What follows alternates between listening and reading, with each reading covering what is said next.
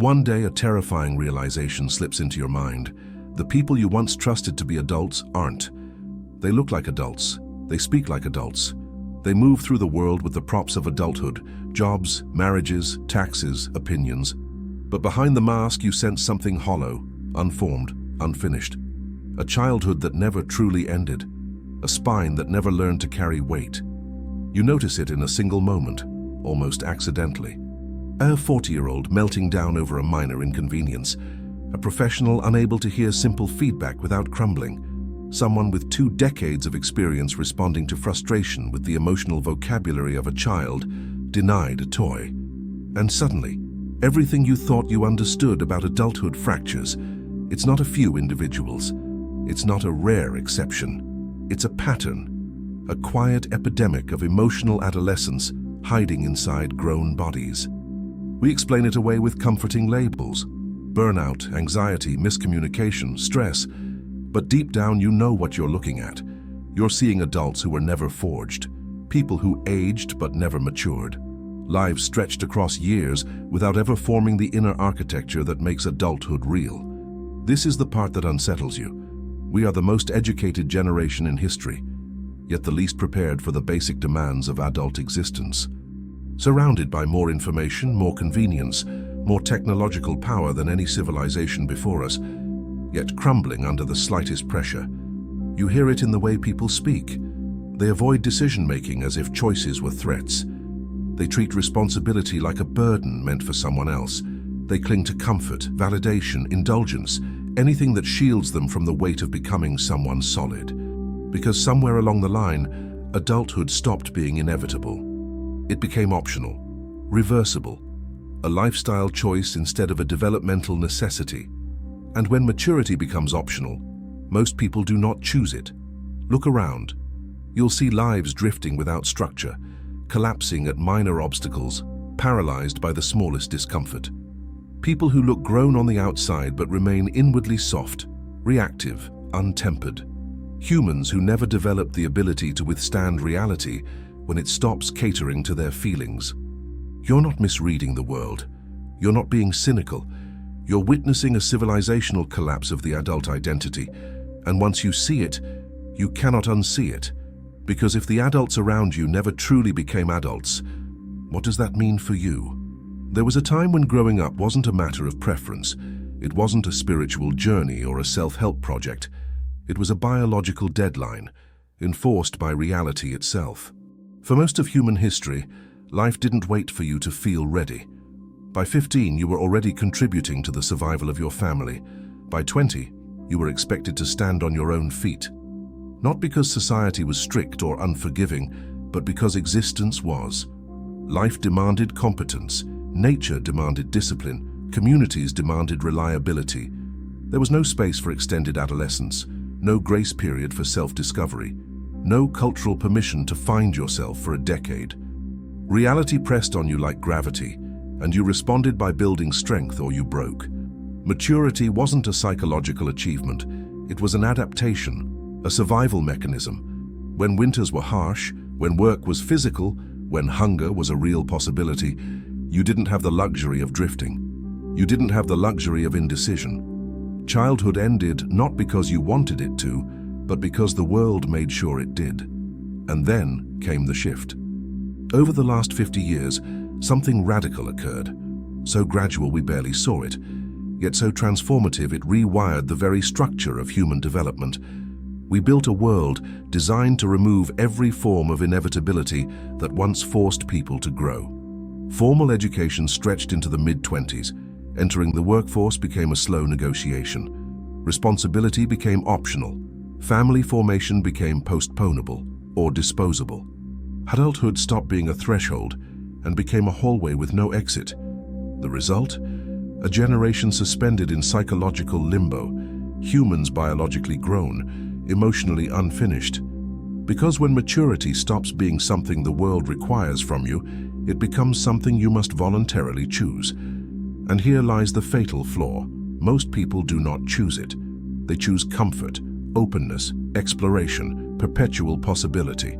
They choose the path of least resistance. Why wouldn't they? Adulthood demands weight. It demands sacrifice. It demands the acceptance of limits, the burden of duty, the reality of consequence. Adolescence demands nothing. It offers freedom without responsibility, experimentation without cost, identity without substance. It is the perfect refuge for a mind unprepared to inhabit a real life. And so millions remain suspended in a phase that should have ended decades earlier, still figuring themselves out, still avoiding commitments, still treating their 20s like an endless rehearsal for a life they never begin. This is the quiet tragedy of modern existence. When the world no longer forces you to grow up, the default state is not freedom. It is paralysis, a drifting life, a life without anchor, without structure, without an internal spine shaped by necessity. And if necessity disappears, what will shape you? Comfort was once a rare reward, something earned after effort, after endurance, after proving yourself capable of facing the world without collapsing. But now comfort is the default setting of life. It surrounds you like warm air. It cushions every movement, it removes every edge, every friction, every resistance that once shaped a human being. And here's the uncomfortable truth. Comfort is not neutral. It does something to you. Think about your grandparents. Every task required effort. Every meal demanded work. Every day confronted them with small battles against reality. Weather, distance, scarcity, limitations. Their world forced them to build stamina, patience, discipline, and tolerance for discomfort simply to survive. They didn't become resilient because they were morally superior. They became resilient because life required it. Now compare that world to yours. Water gushes at the turn of a tap. Food appears at your door with 3 taps on a screen. If a task is uncomfortable, you outsource it. If a moment is boring, you escape it with a swipe. If a problem is difficult, you avoid it entirely. We built a society designed to eliminate friction, and in eliminating friction, we eliminated the very conditions that forge strength. Muscles atrophy when unused. Attention collapses when overstimulated. Psychological resilience decays when never tested. The same principle applies to your inner architecture.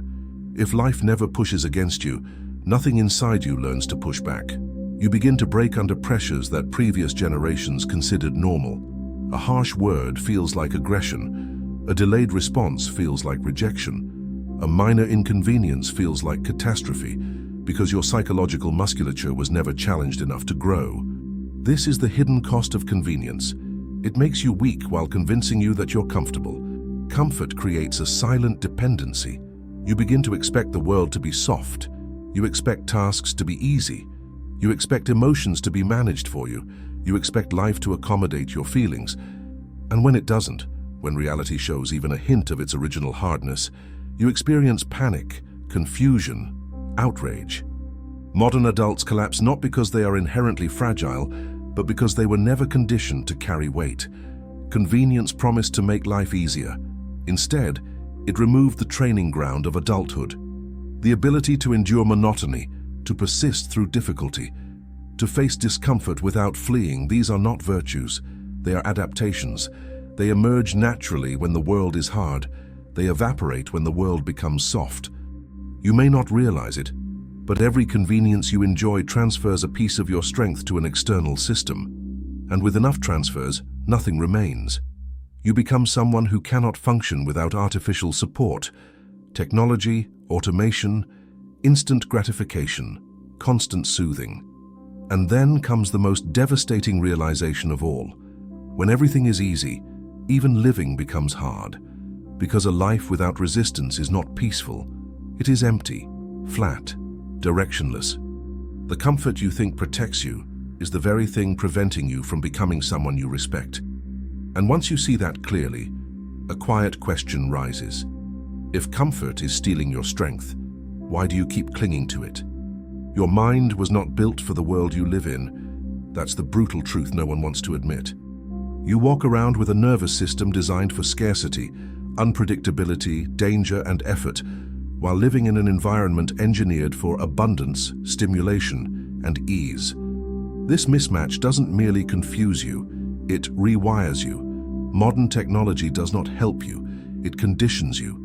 Every swipe, every notification, every flashing icon is a tiny hook dropped into your brainstem, not by accident, not by chance, but by design, refined through thousands of iterations to capture the same neural pathways that keep addicts trapped in their addictions. The difference: traditional addictions were condemned. Digital addictions are normalized, packaged beautifully, and placed in your pocket. You think you're choosing to check your phone. You're not. Your brain is responding to a reward circuit older than civilization itself. For hundreds of thousands of years, novelty was rare. Sugar was scarce. Social validation came from a tight-knit community. Pleasure required effort. And because these rewards were scarce, your brain evolved to pursue them with intensity. Now those same rewards are infinite, immediate, and available every second. And your brain, still wired for scarcity, responds with the only strategy it knows. More dopamine, more stimulation, more escape, more novelty, more scrolling, more checking, more craving, always more. This is not a moral failure. It is an evolutionary mismatch. But mismatch or not, the effects are devastating. Neuroscience has shown the consequences clearly. Prolonged exposure to instant gratification weakens the very brain structures responsible for adulthood. The prefrontal cortex, the region that governs focus, self-control, long-term planning, emotional regulation, literally fails to develop properly when drowned in constant stimulation. We're not talking about subtle shifts. We're talking about structural changes measurable in scans. Brains shaped to behave like adolescents, not adults. And the behavioral symptoms are everywhere. The collapse of attention spans, the inability to finish tasks without distraction, the compulsive need to check devices every few minutes, the intolerance for boredom, the hypersensitivity to discomfort, the emotional volatility that mirrors childhood rather than maturity. Adults who should be capable of sustained effort now struggle with activities that don't produce instant reward. A book feels impossible. A quiet room feels painful. A slow conversation feels unbearable. Any pause, any silence, any moment without stimulation becomes anxiety. This is the modern tragedy. Your brain is overstimulated yet underdeveloped, flooded but starving, busy but unfocused, pleasured but exhausted. And once you see this, another truth becomes impossible to ignore. The infantilization of society is not only cultural, it is neurological. A generation raised on digital dopamine cannot tolerate the realities of adulthood: delayed gratification, monotony, uncertainty, discipline, sacrifice. Not because they don't want to, but because their brains have been conditioned to reject it. And here is the question that should unsettle you. If your mind has been shaped by an environment designed to keep you distracted, dependent, and emotionally reactive, how much of you is truly yours? There was a time when discomfort was considered a normal part of life. Not a crisis, not a threat, not a violation, just a signal, a piece of reality brushing against your limits, inviting you to grow past them. But today, discomfort has been rebranded as trauma. Disagreement is labeled violence. Expectation is called oppression. Accountability is called abuse. And beneath this inflated vocabulary, something deeper is happening. A civilization quietly redefining fragility as virtue. You've seen it. You've felt it. People who cannot tolerate criticism. People who crumble when confronted. People who interpret the smallest friction as an attack on their identity. At first, you might mistake this for increased sensitivity or emotional awareness. But look closer. This isn't awareness. It's regression. Children believe the world should adjust to their feelings. Adults learn to adjust their feelings to the world. Somewhere along the way, we reversed that equation. We created environments that bend to emotional fragility instead of challenging it. Workplaces that eliminate anything that might offend. Schools that shield students from intellectual discomfort. Communities that worship safety above truth, strength, or resilience. And what happens when you protect people from everything that could strengthen them? They weaken, predictably, systematically, irreversibly. Emotional resilience develops the same way muscles develop, through strain, through stress, through controlled exposure to what is difficult. But modern culture has mistaken protection for compassion and avoidance for wellness.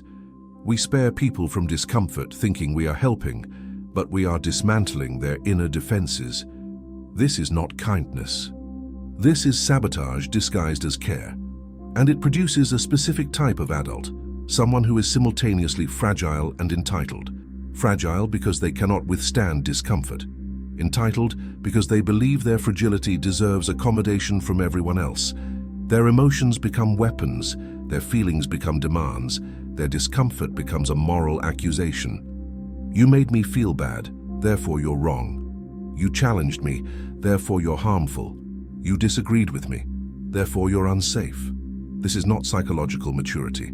It is emotional absolutism. And the consequence is devastating. A society where no one can be honest, where truth is diluted, where strength is suspect, where growth is impossible because growth requires friction. But perhaps the most troubling part is this. People who live in this state of manufactured fragility genuinely believe they are evolving. They believe their avoidance of responsibility is self-care. They believe their hypersensitivity is depth. They believe their inability to withstand adversity is authenticity. They've been taught that resilience is toxic, boundaries are cruelty, expectations are violence, and emotional discomfort is a sign that something outside of them must be removed. But discomfort is not the enemy. Discomfort is the doorway. Reject it, and you remain a child, regardless of how many years you've lived. Engage it, and you begin the slow, painful process of becoming someone capable of carrying a real life. Here's the question. No one asks anymore.